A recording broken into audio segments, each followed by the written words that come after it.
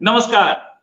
राजनीति एक ऐसा गेम, एक ऐसी चीज जिसमें लोग सारी मर्यादाएं भूल जाते हैं। कुछ ऐसा ही हुआ अभी हाल में तमिलनाडु में। चीफ मिनिस्टर के बेटे उदयनिधि स्टैलिन उन्होंने कुछ बोला। उन्होंने वो उसके वो खिलाफ बोल रहे थे बीजेपी के, और खिलाफ बोलते बोलते शायद वो कुछ ज्यादा आगे चले गए और सनातन धर्म के ही खिलाफ हो गए। सनातन धर्म को उन्होंने बोला कि ये डेंगू है और मलेरिया है और इसको खत्म करना जरूरी है। कैसे? ये इसी में बात करने के लिए हमारे साथ नाजिया इलाही खान जी है। नाजिया जी एक्टिविस्ट है और एडवोकेट है। नाजिया जी, ये उदयनिधि जो है वो बीजेपी के खिलाफ INDIA में शामिल होके कुछ ज्यादा आगे नहीं चले गए कि सनातन धर्म, क्या वो इस्लाम के लिए ऐसा बोल सकते हैं? देखिए, मैं इसको थोड़ा सा विस्तार में बताऊंगी रोहित भाई। हमने देखा महाराष्ट्र में जब ये अब तक 26 की टीम पहुंची और 26 माथा पहुंचा, तो श्रीमती ममता बनर्जी चंदन का टीका लगाने से मना कर दी। राजस्थान में जब एक महिला को न्यूड परेड कराया गया, तो हम दूसरी तरफ हमारे राहुल बाबा जो हैं वो लालू प्रसाद जी के साथ मटन बना रहे थे, मटन स्टू पका रहे थे। तो देखिए, ये जितनी की जितनी पार्टियां हैं, ये जो आपस में I.N.D.I.A. जो बना है, ये एक कार्टून सीरियल बना है। इनका कोई अस्तित्व नहीं है। इन्होंने घोषणा की थी कि महाराष्ट्र की मीटिंग में ये लोगो और प्रधानमंत्री का मुंह सामने लेकर आएंगे। ना लोगो ही सामने आया और ना ही प्रधानमंत्री कौन होगा इसका मुंह सामने आया, क्योंकि अब तक 26 की टीम में 26 के 26 लोग अपने आप को प्रधानमंत्री समझना स्टार्ट भी कर चुके हैं, जबकि मन में उनके ये बात तय है कि 82% हिंदू एक साथ श्री नरेंद्र दामोदर दास मोदी जी को ही चुन करके लेकर के आएगा। अब मैं आपको बताती हूँ कि देखिए, सजेशन और अपना गुरु कौन किसको, कौन सी सभ्यता और कौन से दिमाग वाला किसको मानता है। मैं जब भी आपके धर्म की किताबों को पढ़ती हूँ ना, तो मैं उससे बहुत चीजें सीखती हूँ, बहुत चीजें मुझे पता चलती हैं, अच्छी भी और समझने वाली भी और कुछ सीखने वाली भी। एक बार भगवान शिव ने श्री अर्जुन से कहा कि दीवार पर कोई एक ऐसी चीज लिखो जिससे खुश इंसान दुख हो जाए, दुखी हो जाए और दुखी इंसान खुश हो जाए। तो आपको पता है श्री अर्जुन जी ने क्या लिखा? उन्होंने लिखा था, ये वक्त भी गुजर जाएगा, दीवार पर। तो जाहिर सी बात है कि ये पढ़ने के बाद जो दुखी इंसान था वो खुश हो गया कि ये वक्त गुजर जाएगा, और खुशी इंसान जो था वो दुखी में आ गया कि ये वक्त गुजर जाएगा मेरा अच्छा। और एक और चीज मैंने पढ़ी कि दुर्योधन हमेशा जाया करता था अपने सजेशन को मांगने के लिए शकुनी मामा के पास, पर श्री अर्जुन जाया करते थे शिव भगवान के पास।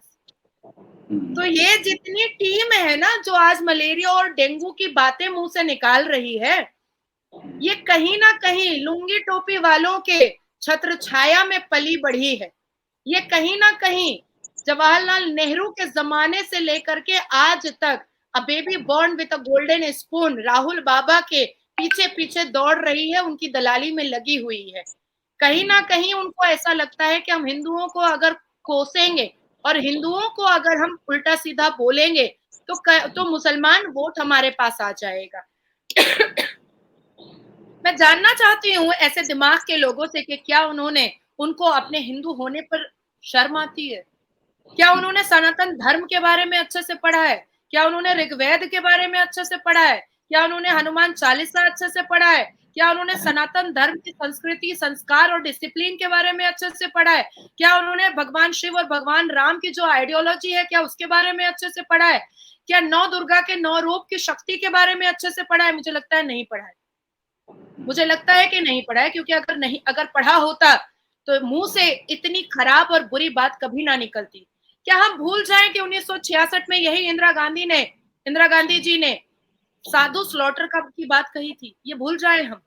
क्या हम भूल जाए कि यही जो हमारे जवाहरलाल नेहरू जी हैं, इन्होंने 1955 में हिंदू मैरिज एक्ट बनाने के लिए, हिंदू मैरिज एक्ट को सख्त करने के लिए बड़े सारे डिस्कशन किए थे, लेकिन उन्होंने मुस्लिम मैरिज एक्ट को शरिया लॉ पे छोड़ दिया था। उन्होंने मुस्लिम मैरिज एक्ट सख्त नहीं किया। एक तरफ हिंदू अगर शादी कर ले दूसरी तो 7 साल की सजा हो जाती है, पर मुसलमान अगर 4 शादियां करके 4 सेक्स टॉय ले आए तो उसके लिए कोई सजा नहीं है, क्योंकि इस्लाम उसको अनुमति देता है। तो नेहरू जी की इस बात को हम भूल जाएं कि उन्होंने डिफरेंशिएशन और उन्होंने पार्शियलिटी तो हिंदुओं के साथ स्टार्ट कर ही दिया था। तो आज अगर ये अब तक 26 के टीम और I.N.D.I.A. अगर ऐसे शब्द अभद्र भाषा का इस्तेमाल कर रही है, ऐसी डिफेमेटरी भाषा का इस्तेमाल कर रही है, ऐसी वल्गैरिटी को सामने लेकर आ रही है, तो इसमें बुरा क्या है, इसमें गलत क्या है? अरे आज नया प्रियंका वाड्रा ने सलवार जंपर दुपट्टा ओढ़ना सीखा है, कभी तो हम उनको टाइट जीन्स और टॉप में भी देखा करते थे। आज तो वो जनता को आकर्षित करने के लिए पहन रही है ना। हमने एक दिन पहले राजस्थान का देखा, जिस तरह से उस महिला के साथ न्यूड परेड कराया गया, worse than 1000 time worse than Manipur. ये लड़की हूं लड़ सकती हूं वाला स्लोगन प्रियंका वाड्रा का कहां चला गया? कहां रह गई प्रियंका वाड्रा? क्यों नहीं उस महिला से मिलने के लिए गई? तो देखिए, ये जितने लोग हैं ये गिरगिट की तरह रंग बदल रहे हैं। ये जितने लोग हैं I.N.D.I.A. वाले, ये एक्चुअली में बेसिकली इनके जब राज्य सरकार में आप एंटर कीजिएगा तो आपको पता चलेगा कि ये लोग हिंदुओं से कितनी नफरत करते हैं। और यही वजह है कि श्रीमती ममता बनर्जी राम उत्सव में राम भक्तों के ऊपर मस्जिदों से पत्थरबाजी होती है और वो कहती हैं कि मुस्लिम एरिया में जाओगे, राम उत्सव करोगे तो यही होगा। 29 मार्च को वो ये कहती हैं मन से और 30 मार्च को राम भक्तों के ऊपर पत्थरबाजियां होती हैं। यही वजह है कि पश्चिम बंगाल में जब महिलाओं का बलात्कार होता है, बेटियों का बलात्कार होता है, तो श्रीमती ममता बनर्जी कहती हैं कि लव और अफेयर हुआ था, इसलिए हुआ था। भूल जाए हम, भूल जाए निर्भया, भूल जाए कामदुनी, भूल जाए सुजन जॉर्डन। आप बताइए ना कांग्रेस ने कब महिलाओं के पक्ष में बात किया? आप बताइए कांग्रेस ने कब किस वक्त हिंदू के पक्ष में बात किया? आप बताएं कि कांग्रेस ने कब सिखों और पंजाबियों के पक्ष में बात किया? आप बताइए कि कांग्रेस ने कब शिया और वहाबियों के पक्ष में बात किया? हमेशा इमाम बुखारी, हमेशा सुन्नी, हमेशा all India Muslim personal law board के पक्ष में बात किया। और ये मुस्लिम पर्सनल लॉ बोर्ड हमेशा और हमेशा सिर्फ और सिर्फ मुस्लिम महिलाओं पर अत्याचार किया। मुझे बताइए कि सोनिया गांधी ने कब धरना किया कि 3 तलाक नहीं होना चाहिए? मुझे बताइए कि प्रियंका गांधी वाड्रा ने कब धरना किया और मिचिल किया और मीटिंग किया और अपनी आवाज ऊंची की कि मुस्लिम महिलाओं को सेक्स टॉय ना समझे मुसलमान पुरुष? कब किया? कब किया? इनको चाहिए ना मुसलमान को खुश करना है ना। ये जो अभी डेंगू मलेरिया का वर्ड यूज किया है ना, मैं ऐलानिया कहती हूँ कि अगर सनातनी में जरा भी सेल्फ रिस्पेक्ट है और ईगो है और घमंड है अपने सनातनी होने पर, तो एक वोट कोई हिंदुस्तान का सनातनी 82% ये I.N.D.I.A. को एक भी वोट नहीं देगा। लेकर रहे ये I.N. 6% सुन्नी मुसलमानों का वोट। क्योंकि देखिए रोहित भाई, पारसी तो नहीं कहते ना, अरे मेरा तो कोई पारसी पार्लियामेंट के अंदर नहीं है, हम तरक्की कैसे करेंगे? वहाबी तो नहीं कहते, अहमदी तो नहीं कहते, शिया तो नहीं कहते, यहूदी तो नहीं कहते, क्रिश्चियन तो नहीं कहते, उसके बाद फिर आपका जैन तो नहीं कहते, बौद्ध तो नहीं कहते। मेरा तो कोई है ही नहीं पार्लियामेंट के अंदर, मेरा तो कैबिनेट मिनिस्टर कोई है ही नहीं, तो हम कैसे उन्नति करेंगे? ये कौन कहता है? ये कहता है सिर्फ सुन्नी मुसलमान। और देखिए ऑन द अदर हैंड, यही सुन्नी मुसलमान 5 अवेसी भी नहीं पैदा कर पा रहा है। 5 अवेसी भी नहीं पैदा कर पा रहा है, क्योंकि ये अपनों से जलता है, ये अपनों से बहस करता है, ये अपनों से जेलसी रखता है। अरे अपनों से अगर जेलसी ना रखता होता तो इमाम हसन हुसैन का सर कलम किसी मुसलमान ने किया होता? तब तो कोई, इनका ही कहना है ना कि सबसे पुराना इस्लाम है, तो जितने भी कत्ल हुए, जितने भी गारत हुए, जितने भी जिहाद हुए जिसका जिक्र कुरान में, वो मुसलमानों ने मारा। तो ये आपस में ही कंफ्यूज हो गए रोहित भाई। ये उत्तेजित होकर के ये सोच रहे हैं कि मुसलमान वोट को अट्रैक्ट करने के लिए मैं सनातन को मलेरिया और डेंगू बोल दूंगा तो मुसलमान मेरे से बहुत खुश हो जाएंगे। लेकिन देखिए, जैसे ही नींद जागी, इनकी पानी का छींटा गया, जितने कांग्रेस के स्पोक पर्सन थे और नेता थे, नहीं वो उनका व्यक्तिगत मामला है, वो उनका व्यक्तिगत मामला है, हम तो सारे धर्मों को इज्जत देते हैं। भैया तू कब देता है इज्जत? और अगर तू इज्जत देता है तो ये जो कार्टून सीरियल था इसको तू हटा, सस्पेंड कर, सस्पेंड कर दे, जनता भी समझेगी। भाई ये तो मैं उनको सजेशन दे रही हूँ फ्री में, मैं तो सजेशन देती हूँ तो फीस लेती हूँ, पर मैं तो फ्री में कांग्रेस को सजेशन दे रही हूँ कि अगर I.D.I.A को वाकई में जनता का हॉट केक बनना है, जनता के सामने अट्रैक्शन देना है, तो भाई इसको सस्पेंड कर दो। इवन महुआ मोइत्रो को सस्पेंड करो, क्योंकि उन्होंने गॉडेस काली को डिफेम किया था। उन्होंने एक हाथ में मीट दे दिया था, दूसरे हाथ में शराब दे दिया था और उनके मुंह में सिगरेट दे दिया था।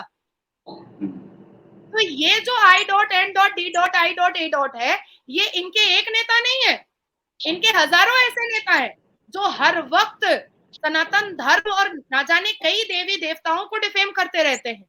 तो सोचो आप कि जो हिंदू अपने धर्म का नहीं हो पा रहा है, वो किसी और दूसरे धर्म का क्या हो पाएगा? वोट बैंक की राजनीति जो श्रीमती इंदिरा गांधी जी चलाते आ रही है, वो चल रहा है अभी भी, क्योंकि 72 साल का बूढ़ा जो लीडर है कांग्रेस का, वो भी राहुल गांधी का पैर छू करके आशीर्वाद लेता है और राहुल गांधी खड़े होकर छुड़वाता है पैर। भाई ये तो संस्कार है राहुल गांधी परिवार के। नेपोटिज्म ये अब तक 26 की जो टीम बनी है रोहित भाई, इसमें आप मुझे बताइए कि कौन से मंच पे और कौन से चेयर पर कोई इंडिविजुअल क्रेडिबिलिटी वाला आदमी बैठता है? जितनी पार्टी बैठती है, बेटा बेटी बहू दामाद जीजा भांजा भतीजा बेटा माँ बेटा यही बैठता है, इसके अलावा तो कोई क्रेडिबिलिटी वाला आदमी तो बैठता नहीं है। क्या कांग्रेस में कोई ऐसा पैदा नहीं हुआ नया नया चेहरा जिसको उस मंच पर बैठने का एक अपॉर्चुनिटी मिलता? अब अगर कोई नया चेहरा लेकर के आ भी जाते हैं राहुल गांधी भारत जोड़ो यात्रा में, तो भाई वो कन्हैया को ले आते हैं जो हिंदुस्तान को तोड़ने के लिए इंशाल्लाह इंशाल्लाह बोलता है, तो नारा लगाता है जेएनयू में हिंदुस्तान तेरे टुकड़े होंगे इंशाल्लाह इंशाल्लाह। तो ऐसे लोगों को राहुल गांधी अपने बगल में लेकर चलते हैं। तो ये कांग्रेस की सभ्यता है, ये कांग्रेस की ये संस्कार है, ये गांधी परिवार का संस्कार है। भाई मेनका गांधी ने क्या बोला था जब उन्होंने इंदिरा गांधी के ऊपर केस किया था दिल्ली हाई कोर्ट में? तो उन्होंने अपने सबमिशन में क्या बोला था कि मैं वरुण गांधी को उसकी दादी से मिलने इसलिए नहीं देती हूँ क्योंकि वहां पर कैमरा और मीडिया रहती है और इसके पिता के मरने का सिंपैथी ग्राउंड पे वोट उठाया जाता है। ये तो ऑन रिकॉर्ड बात है ना, ये तो मैं अपने मुंह से नहीं बोल रही, तो ऑन रिकॉर्डेड बात है। ये तो अभी भी कोई गूगल पे सर्च कर सकता है या सर्टिफाइड कॉपी उठा सकता है कि मेनका गांधी ने क्यों वरुण गांधी को दादी से मिलने के लिए मना किया था। एक छोटे से मासूम बच्चे के सिंपैथी ग्राउंड पर वोट लूटने की कारोबार चल रहा था जो इंदिरा गांधी कर रही थी। तो ये जो गेम है I.N. लंबा चौड़ा नाम बनाया इन्होंने, इसमें क्या ये हिंदू धर्म को ऐसी लैंग्वेज बोल करके क्या ये जीतने के सपने ले रहे हैं क्या? देखिए मैंने आपसे पहले ही कहा कि किसी का जो आइडियल होता है वो शकुनी मामा होता है और किसी का आइडियल होता है वो भगवान शिव होते हैं।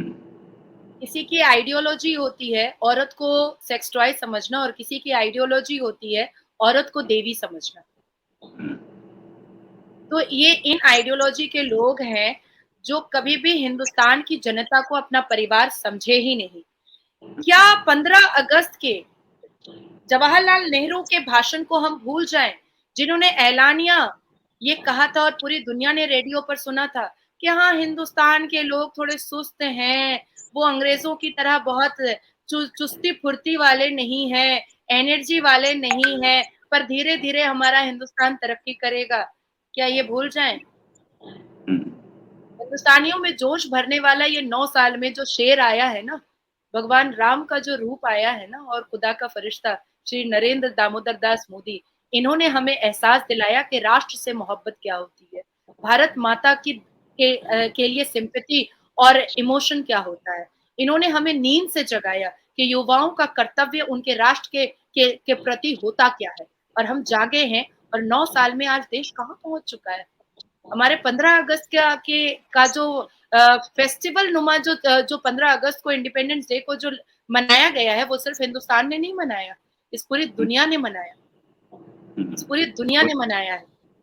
और ये एक जिंदा मिसाल है कि आज हमारा हिंदुस्तान का झंडा चांद पर और सूरज पर भी होगा, इंशाल्लाह सूरज पर भी होगा। अच्छा, ये I.DIA ... इसमें एक तो जनेऊ दिखाता घूम रहा है, दूसरा हिंदू धर्म को बोल रहा है मलेरिया, ये साथ कैसे चल पाएंगे? अरे क्या बात कर रहे हैं, प्रियंका गांधी का आपने वो वाला फोटो नहीं देखा था जिसमें उसने जेनेऊ पहन लिया था? तो वो पब्लिक के पास जाता है, राहुल गांधी इतनी बड़ी बड़ी दाढ़ी बढ़ा लेता है और चलता है, और उसके बाद फिर जब फॉरेन कंट्री जाता है तो टांग पे टांग चढ़ा करके क्लीन शेव करके लड़की के साथ बैठा रहता है। आपने ये सब फोटोज नहीं देखे हैं क्या? बहुत तो है, मेरे पास है, मैं भेज दूंगी आपको, देख लेना। तो इनकी तो आदत है, इनको क्या पता जेनेऊ का क्या इंपॉर्टेंस होता है, इनको क्या पता संत महात्मा क्या होते हैं, इनको क्या पता कि सनातन धर्म का वैल्यू और अहमियत क्या होता है। ये क्या जानने गए कि देवियों को कितना मान और सम्मान दिया जाता है, इनको क्या पता है? ये नहीं जानते हैं कि भगवान राम की आइडियोलॉजी क्या है, भगवान शिव की आइडियोलॉजी क्या है, हनुमान जी ने जो एक मैसेज पूरी दुनिया को दिया है उसको क्यों लोग इतना मानते हैं। आज साउथ अफ्रीका में लोग हिंदुइज्म को क्यों एक्सेप्ट कर रहे हैं, क्यों दुबई में 72 एकड़ की मंदिर बन रही है, ये तो नहीं जानते ये सब, क्योंकि इनको अपने धर्म से ही मोहब्बत नहीं है ना। इनको मुसलमान के वोट से मोहब्बत है, इनको मुसलमान का वोट चाहिए, इनको इमाम बुखारी चाहिए जो अपने बेटे से ही लव जिहाद करवाता है, इमाम बुखारी का एकलौता बेटा जो हिंदू से शादी करता है। इनको ऐसे लोग चाहिए जो क्रिमिनल हो, जो क्राइम करे, इनको अच्छे लोग तो नहीं चाहिए। Right. Thanks a lot Nazia ji for joining. और ऐसी चीजें, अब इलेक्शंस आ रहे हैं, ऐसी चीजें होती रहेंगी, उम्मीद है हम आपसे भी डिस्कशन करते रहेंगे। पैनी नजर रहेगी हमारी इस पर भी, इंटरनेशनल पे रहेगी, पाकिस्तान पे रहेगी, चाइना पे रहेगी, और इस पर भी रहेगी इलेक्शंस के दौरान। Thanks a lot for joining. उम्मीद है जल्दी एक डिस्कशन और करेंगे। अभी के लिए नमस्कार, धन्यवाद, जय हिंद। वंदे मातरम, भारत माता की जय।